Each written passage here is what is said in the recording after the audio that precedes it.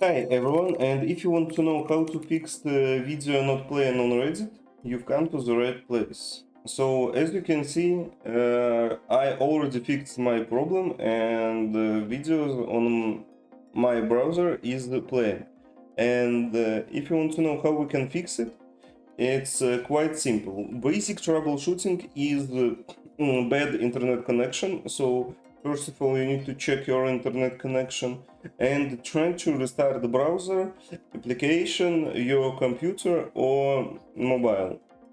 Once you've done that, and if it's not helpful for you, click on three dots here and click delete browsing data.